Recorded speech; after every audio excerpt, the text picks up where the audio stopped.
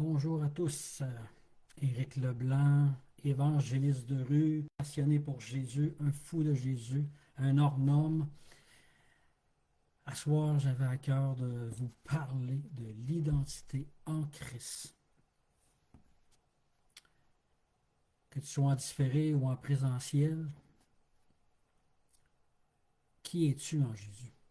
Qui es-tu? Dieu a une destinée pour toi, mon frère ou ma soeur. Je vais commencer par prier. Père éternel, je te prie, Seigneur, pour cette soirée. Seigneur, je te prie, Seigneur, que les frères et les sœurs vont pouvoir découvrir leur identité. Ou peut-être qu'ils se sont éloignés, Seigneur, et qu'ils vont revenir vers leur identité en Christ.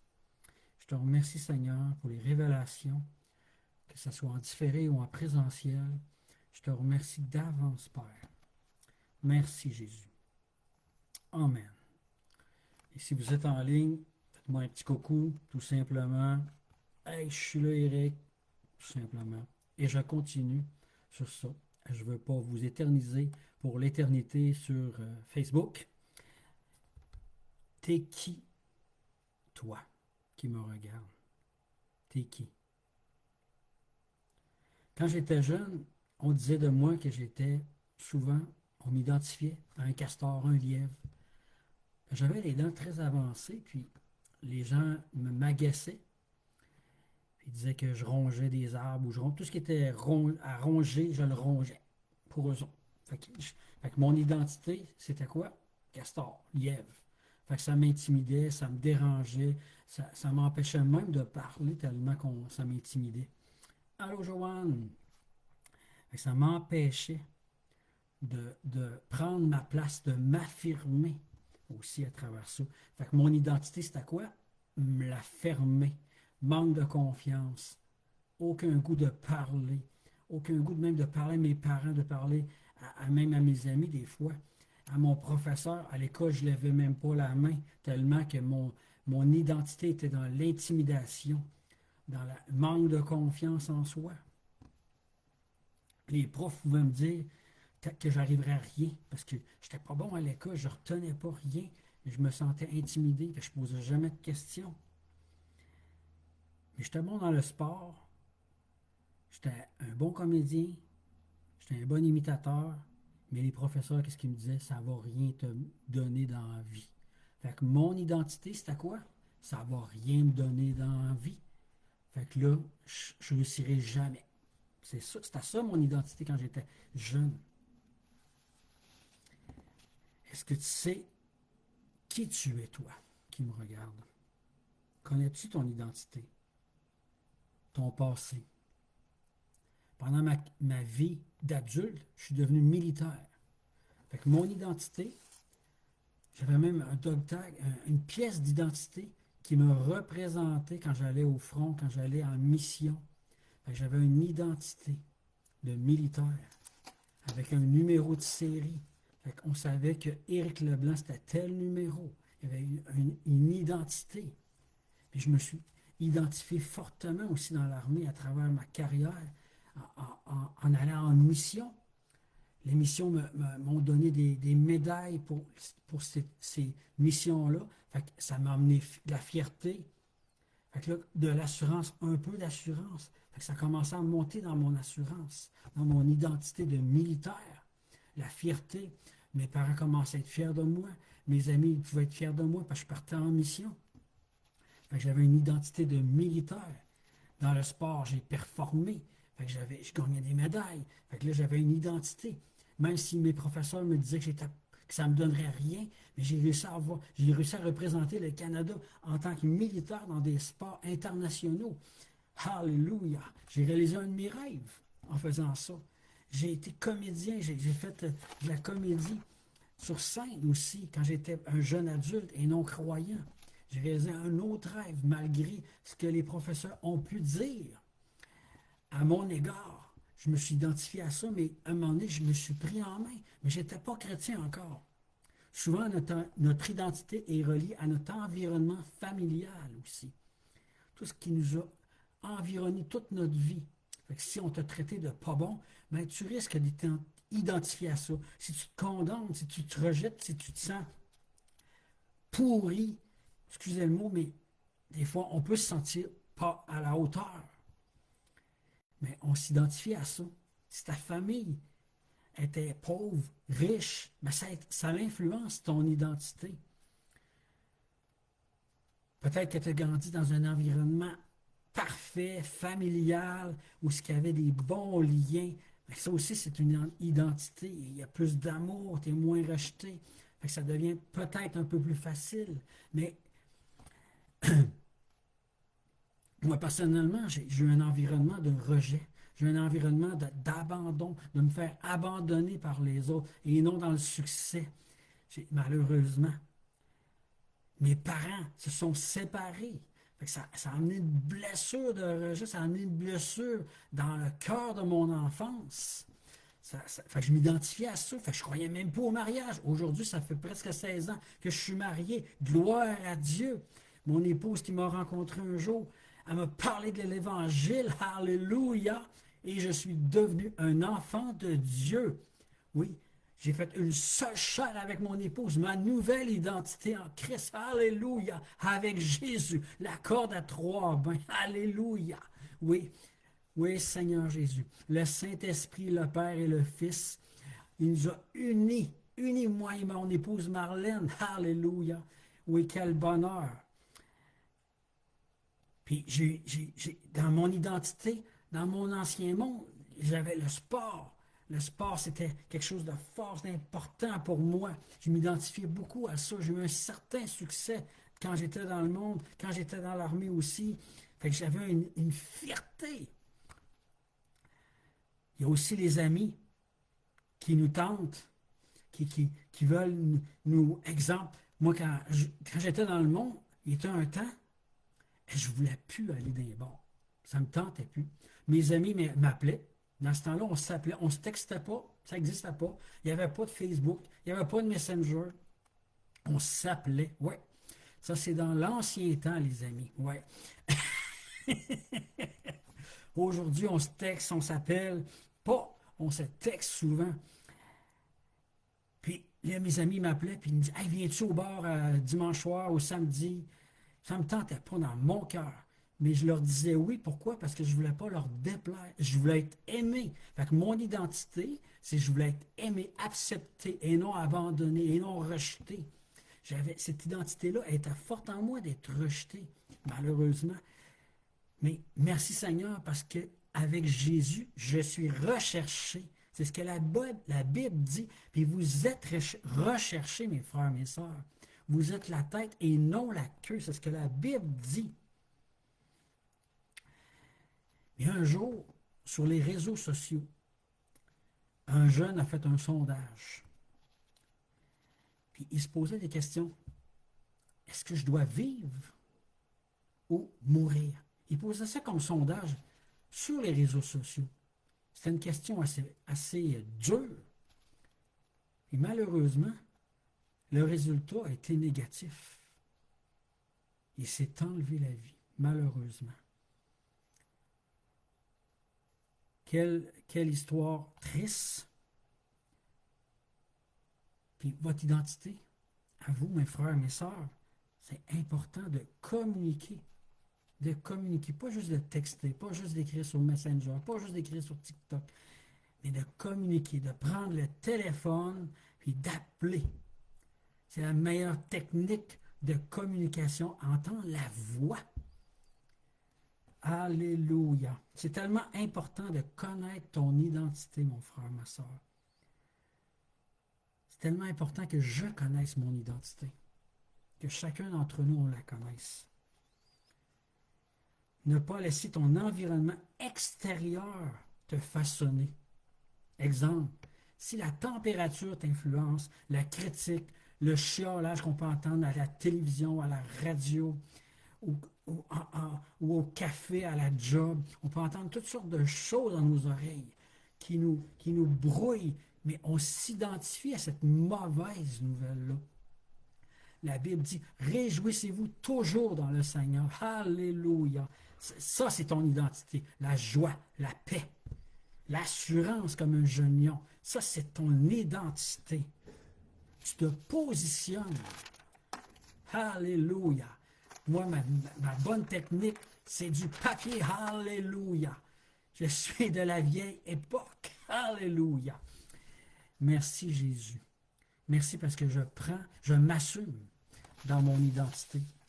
Puis, je peux vous dire que faire un live comme ça, pour moi, là, ça me prend du courage. Ça me prend du courage parce que je ne suis pas un enseignant nécessairement naturel. Mais je m'assume. De plus en plus. Mais je suis un témoin de Jésus. Un passionné. Moi, je veux devenir un fou. Un fou de Jésus. Si on me traite de fou, c'est une bonne nouvelle. Alléluia. Oui. Parce que Jésus, il t'aime. Il t'aime, mon frère. Il t'aime, ma soeur. Peut-être que tu es non-croyant, mais Jésus t'aime. Si tu es non-croyant et que tu m'écoutes, demande à Jésus qu'est-ce qu'il pense de toi. Demande-y. Tu vas rester surpris.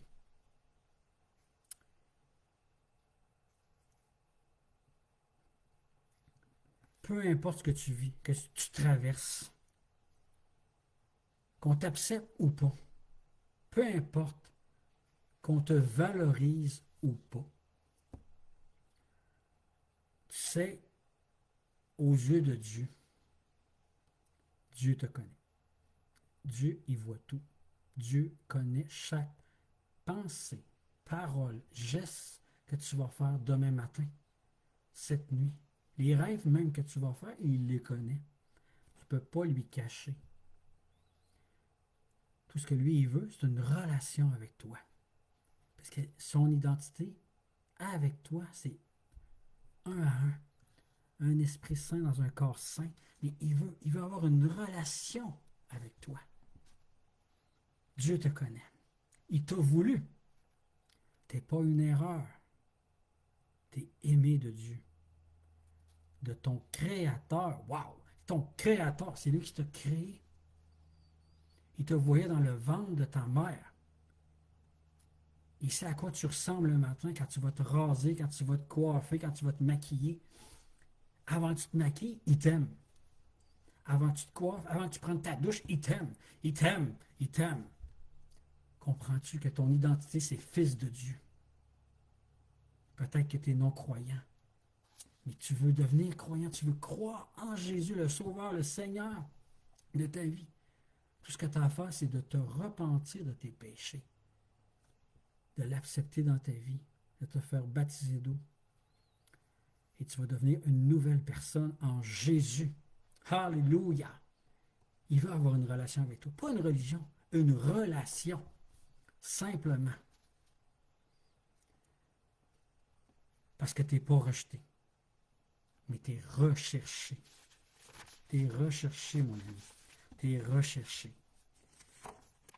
Quand j'ai connu Jésus au début, le premier verset que j'ai lu de toute ma vie, il y a 16 ans passés, là, c'est dans Romains 8, le verset 15 et 16. Je vous le lis.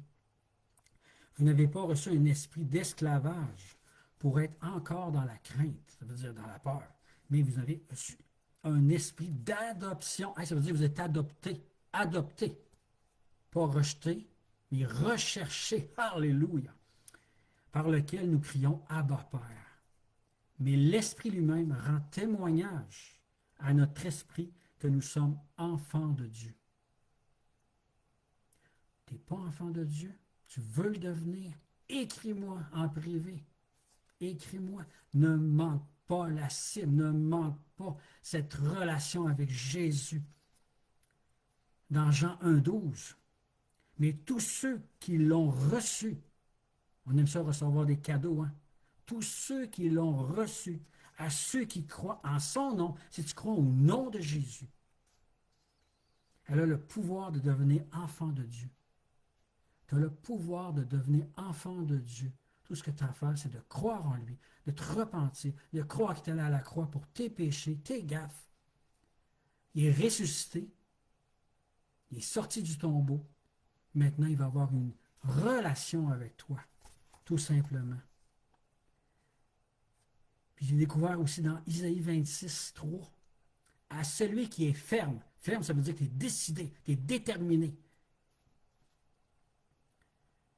Dans ses intentions, tu assures une paix profonde parce qu'il se confie en toi. Ça veut dire que tu vas avoir une paix profonde.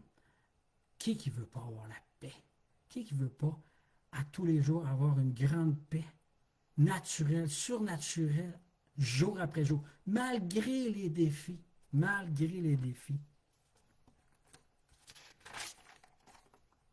Déclare la parole à haute voix. Je vous parle à haute voix, mais quand on parle à haute voix, on entend dans nos oreilles. Notre cerveau l'entend, notre cœur l'entend. En plus, on la lit, la Bible, en même temps. Fait que tout est... On travaille tous ensemble. Fait que à ce moment-là, la parole de Dieu devient vivante en toi. Vivante en toi. Tu deviens la Bible sur deux pattes. Le Saint-Esprit vit en toi. Et quand tu parles à un pur étranger, la parole de Dieu va être... Il va avoir un rappel, un réma qui va se faire automatiquement quand tu vas parler avec les gens. Tu ne sais pas qu'est-ce que tu vas dire, mais le Saint-Esprit, lui, le sait. Tout ce que tu as à faire, c'est ouvrir la bouche. Ah! Puis il va la remplir, ta bouche. C'est ce que la Bible dit. Puis tu vas dire les bons mots à la bonne personne au moment voulu. Alléluia. J'ai découvert dans l'identité aussi, j'ai un petit chien. Puis lui, il a de la foi. Quand il veut manger, quand il veut aller faire pipi, il va insister. Ouf, ouf, ouf. Il va japper. Il va insister, il va me sauter sur mon mollet pour que je puisse sortir avec lui pour aller jouer. Quand il veut jouer avec son toutou, il est déterminé. Il ne nous lâche pas. Il est déterminé. Il a la foi. As-tu faim? As-tu soif? Ton identité, c'est la faim et la soif de la parole de Dieu, mon frère, ma soeur. Déclare la parole à haute voix. Alléluia. Prends possession de la parole. Et tu vas devenir l'identité de la parole. Tu vas devenir la parole. La parole va devenir vivante. Alléluia. Retourne à ton premier amour. C'est ton identité de retourner à ton premier amour, mon frère. Ton identité, c'est ton premier amour. Jésus. Jésus t'a créé.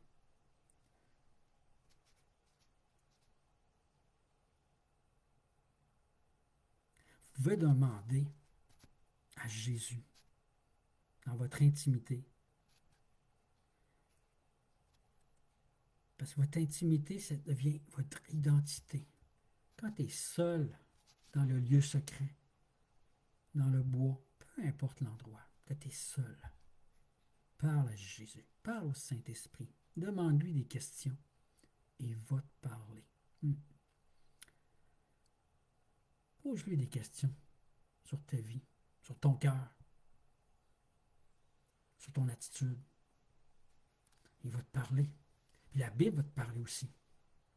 Et le Saint-Esprit va te répondre à tes questions. Exemple, dis-moi les choses que tu crois sur moi, Jésus. Qu'est-ce que tu crois de moi, Jésus? Comment est mon cœur, Jésus? Es-tu brisé? Es-tu en bon état? Comment tu veux le guérir, Jésus? Pose des questions simples. Simples. Ton identité, c'est d'être en assurance comme un jeune lion. Souvent, je le dis. Je parle souvent de ce verset-là. Je pense, dans Galates 2:20, ça dit, ce n'est plus moi qui vis, c'est plus Éric qui vit, mais c'est Christ qui vit en toi, en moi, en chacun de vous. Si Christ vit en vous, ça veut dire qu'il demeure en vous. Vous êtes le temple du Saint-Esprit. Il veut vous parler, il va avoir une relation. Tu as une conjointe, un conjoint, tu as un mari, tu as des enfants. Il y a une intimité avec ces enfants-là. Il y a une relation. Ça ne va pas bien, on va se pardonner, on va se parler, on va rectifier le tir, et on va avancer. Parce qu'on est là pour avancer de gloire en gloire avec Jésus. Amen. Dans Matthieu 6,33, ça dit, recherchez d'abord le royaume de Dieu et la justice de Dieu, et tout cela vous sera donné en plus. 34, ça dit, ne vous inquiétez donc pas du lendemain. Ça ne dit pas de vous inquiéter du lendemain, ça dit de ne pas s'inquiéter, car le lendemain prendra soin de lui-même. Amen. C'est qui ne s'est pas inquiété un jour? Si vous ne levez pas la main, ben, vous êtes probablement pas honnête. Parce que moi, je me suis inquiété plus qu'une fois. Je pourrais lever la main plusieurs fois et les jambes aussi. Et s'il y aurait d'autres choses à lever, je lèverais parce que, écoutez, je pourrais sauter toute la nuit, puis je me suis inquiété une bonne partie de ma vie. Mais la Bible dit de ne pas s'inquiéter 366 fois dans toute la Bible, une fois par jour, pendant toute une année. Ça doit être important, hein? De ton identité, c'est de ne pas t'inquiéter, mon frère, ma soeur. Alléluia.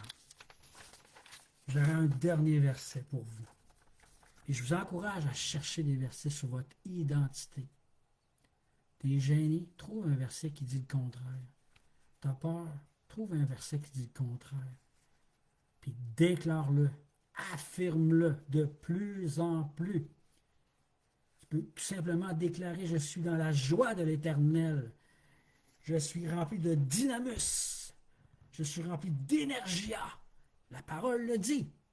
Fouille, tu vas trouver. Tu vas trouver ce que tu as besoin dans ta vie pour te relever. Amen. Dans Matthieu 22, au verset 36 à 39, Maître, quel est le plus grand commandement de la loi? Jésus lui répondit, tu aimeras le Seigneur ton Dieu de tout ton cœur, de toute ton âme, de toutes tes pensées. C'est le premier commandement, mais le plus grand. Et voici le deuxième qui est semblable. Tu aimeras ton prochain comme toi-même. Tu aimeras ton prochain comme toi-même. Moi, j'étais un ancien militaire, puis j'avais découvert un verset qui parlait d'aimer nos ennemis, de bénir nos ennemis. Ouh! C'est pas évident là, quand tu es dans un terrain où il y a un combat, il y a des combats, il y a du bombardement, il y a des mines, il y a des mitraillettes, il y a des tanks. J'ai vécu ça dans ma vie. Mais j'ai découvert que même les ennemis, on était capable de se parler. Parce que c'était des hommes et des femmes qui obéissaient à un gouvernement tout simplement. Mais ça n'empêchait pas qu'il y avait un cœur. On a pu échanger avec ces gens-là.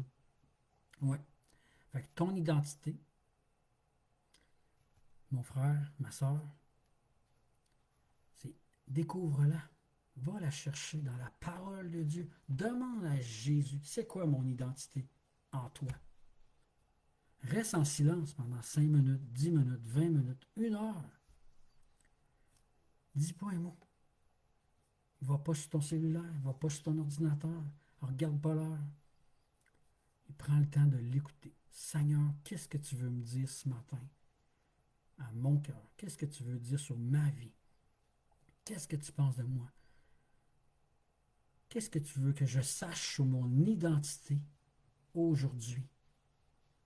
Comment que tu veux que mon identité, je puisse la vivre aujourd'hui? Qu'est-ce que tu veux que je fasse? Soit avec moi-même ou avec les autres. Parle-moi, Saint-Esprit. Amen. Soyons comme des canards. Des fois, il y a des gens qui vont vous donner des mauvaises paroles. Comme un de mes bons amis m'a dit souvent, moi, les problèmes, ça me coule comme sur le dos d'un canard. Quand il mouille, le canard, ça coule sur son dos. Mais s'il y a des problèmes, s'il y a des mauvaises paroles, des paroles de mort qui viennent, des paroles négatives qui viennent contre vous, rejetez ça dans le nom de Jésus. Je refuse ça dans le nom de Jésus, tout simplement. Puis déclarez le contraire. Déclarez la parole de Dieu. Déclarez ce que Dieu a dit sur vous, mes frères, mes sœurs. Soyez bénis. Je vous aime. Au plaisir de se voir en présentiel dans les rues de Québec pour évangéliser.